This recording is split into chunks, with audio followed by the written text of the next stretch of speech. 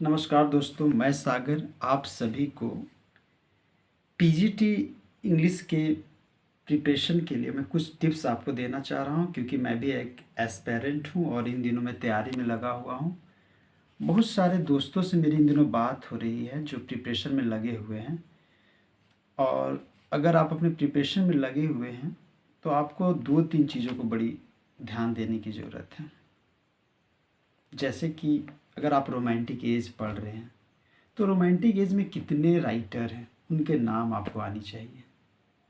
उनको जानना होगा सबसे पहले कि ये राइटर रोमांटिक एज में है, ये राइटर्स विक्टोरियन एज में हैं, और कुछ स्पेसिफिक राइटर का नाम दिया हुआ है जिनके वर्क्स आपके एग्ज़ाम में पूछे जाएंगे।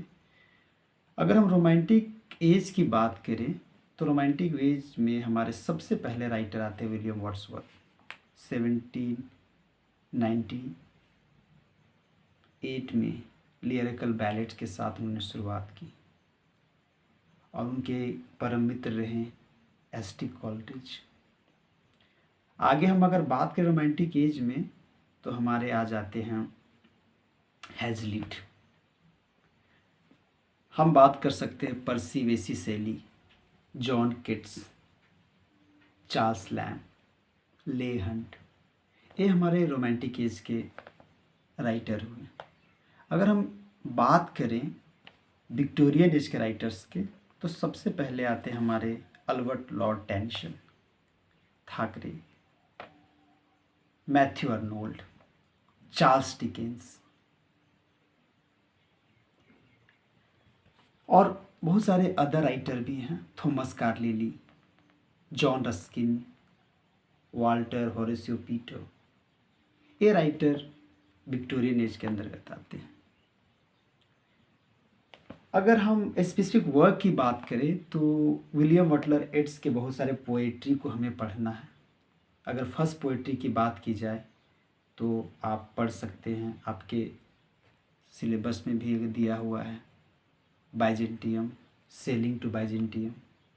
सबसे पहले आपको सेलिंग टू बाइजेंटियम पढ़नी चाहिए, उसके बाद आप बाइजेंटियम पढ़ना। The tower, among the school children, prayer for my daughter, the second coming, lapis lazuli, Leda and swan. ये मोस्ट वेरी इंपॉर्टेंट वर्क हैं डब्ल्यू येट्स के, जिन्हें हमें पढ़ने हैं। जॉन मिल्टन का हमें पैराडाइज लॉस्ट को पढ़ना है। अगर हम बात करें विलियम शेक्सपियर का तो उनके हैमलेट को पढ़ना है, जो लॉन्गेस्ट ट्रेजेडी भी है। उनके एक और वर्क को हमें पढ़ना है, द टेम्पेस्ट। एक और वर्क है एज यू लाइक इट, और Henry IV part 1 and part 2। अगर हम बात करें D.H. लॉरेंस का तो द रैम्बो को पढ़ना है। थॉमस हार्डी, जिन्हें पेसिमिस्टिक राइटर कहा जाता है, उनके बुक का नाम है जूड द ऑब्स्क्यूर। अगर हम बात करें T.S. इलियट का तो हमें पढ़ना है द वेस्टलैंड। इस तरह आप सबसे पहले इन चीज़ों को माइंड में मेकअप कर ले कि हमें पढ़ना किनका है। धीरे धीरे आप उनके राइटर्स के डेट ऑफ बर्थ में आए, वो कहाँ से बिलोंग करते हैं, उनके एपिटाइप में क्या लिखा हुआ है, इन चीज़ों को जानना है। तो मैं स्टार्टिंग करूँगा सबसे पहले रोमांटिक एज के one of the most prolific writer, जिन्हें नेचर पोएट के नाम से भी जाना जाता है, जिन्हें विलियम वर्ड्सवर्थ कहते हैं। तो फर्स्ट वीडियो में उन पर लेकर आऊँगा, विलियम वर्ड्सवर्थ के बारे में बात करेंगे और उनके वर्क्स को जानेंगे।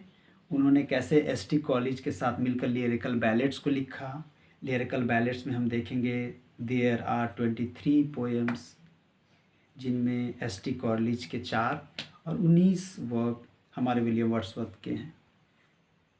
एंशिएंट मार्नियर जो फर्स्ट है, और टिंटनेबे विलियम वर्ड्सवर्थ के सबसे लास्ट पोएम्स हैं, जिनको हम बारीकी से समझने की कोशिश करेंगे और जानने का प्रयास करेंगे। सबसे कम उम्र में जो राइटर हमारे गुजर गए और जिन्होंने बहुत बढ़िया काम किया, पर्सी वेसी शेली और जॉन किट्स। 30 और 25 साल की उम्र में जहाँ पे हम युवा अपने सपने देखते हैं अपने लाइफ को बनाने में, और उसमें उन्होंने इतना बढ़िया काम किया कि उनके वर्क को पढ़ के रियली मन गदगद हो जाता है। अगर हम बात हैज़लीट के करें तो उन्होंने भी एक से एक वर्क दिया है। हम ले हंट के बारे में जानेंगे, चार्ल्स लैम्ब को पढ़ेंगे, और फिर हम देखेंगे कि कैसे रोमांटिक एज के बाद से विक्टोरियन एज में कितना डेवलपमेंट हुआ, लोग कैसे इंडस्ट्रियलाइज हो गए, उनके बारे में हम विक्टोरियन एज में जानेंगे। हम लॉर्ड अल्बर्ट टेनिसन के बारे में पढ़ेंगे, थाकरे के बारे में जानेंगे। हमको सबसे अच्छा ये लगता है कि एक इंडियन ओरिजिन राइटर हैं थाकरे, थॉमस मैकपीस थाकरे, जो कोलकाता में इनका जन्म हुआ बट ये लंदन में अपना स्टडीज़ की और उन्होंने बहुत सारा वर्क किया। वैनिटी फेयर उनका हम लोग देखेंगे, है ना। चार्ल्स लैम्ब का हम लोग एथियोपिया भी देख सकते हैं। बहुत सारी चीज़ों पे मैं बात करूँगा धीरे धीरे। अभी मैं बात कर रहा हूँ, कहीं कुछ मिस्टेक हो तो आप उसके लिए माफ़ कीजिएगा। आगे मैं जब डिटेल्स में जाऊँगा, कोई स्क्रिप्टेड वीडियो नहीं है, जो मेरे माइंड में आ रहा है मैं बात कर रहा हूँ। मतलब मैं बताना चाह रहा हूँ कि आपको राइटर्स ऐसे याद होने चाहिए कि किस एज के कौन से राइटर हैं, और हम लोग इस तरह भी जब तक एग्ज़ाम नहीं हो रहा तब तक साथ में प्रिपरेशन करेंगे और छोटी छोटी बारीकियों को समझने और जानने का प्रयास करेंगे। धन्यवाद।